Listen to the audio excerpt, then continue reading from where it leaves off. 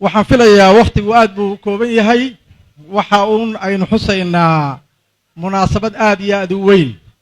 oo min gees ilaa ka gees meel kasta oo Soomaaliya ay joogto farxad iyo rayn iyo gobonnimo runtii lagu soo dhaweeyay go'aanka maxkamaddu ay gaadhay waxay la tahay waa habeen taariikhi weeye 12 Oktoobar horaa loo sheegay golaha midowga musharaxiintu wuxuu go'aan ku gaadhay inaan xafladan caawa iyo xuskan ay meel kasta oo Soomaali joogto ay runtii wada gaarsiiso waxay runtii xus u tahay gayiga Soomaali ama qof kasta oo Soomaali u nisba sheegta waa guur runtii uu gaadhay weeye taariikhdii iyo heerarkii soo martay waxa ka sheekayn doona dadka iga dambeeyay laakiin waxaan jecelahay inaan xuso waxaad sharaysataa jira 2014 anigu waxaan ahaa deputy prime minister waa markii uu gaadhay madaxweyne xasan sheekh maxamuud inuu qaato go'aanka ah in kiiska maxkamadda la geeyo annagu golaha wasiirada waxaanu ahayn garbuhu ku duulay baanu ahayn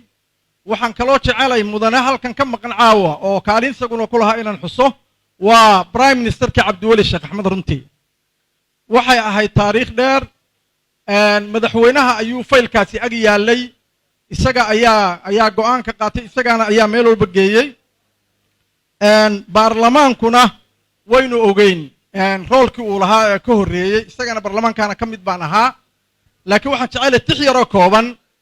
inaan runtii aan tiriyey oo markii go'aanku uu soo baxay ee aan dhegaysanay aniga iyo madaxda kale waad u fadhinaye tix yaroo markaa igu soo duushay baan rabaa inaan meesha aan ka tiriyo waxaan idhi baddankiiska galay ee baryahan beledka saameeyey burburkii dalkaa laga dhaxliyo baylahdii timiye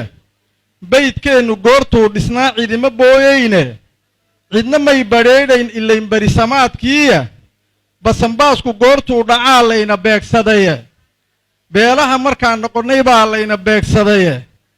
baarlamaanku rool buu lahaa sheegan oo bilane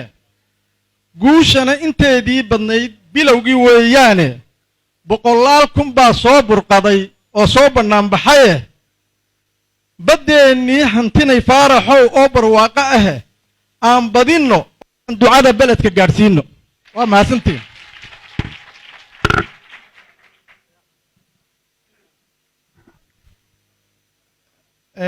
waxaan u malaynayaa raaligelin yaraan ka bixinayaa mudane fawziye waa gabadha keliya ee murashax madaxweyne u taagan marka arrintaas waan ka tagay raali noqo khudbadaha weli waa ay noo sii socon doonaan qayb dambe oo gadaal oo yara caajsanaan arkaa balka heesta si ay fadhiga uga yara kacaan kooxda farxad soo dhawaada heestii waddanii ku soo dhawaada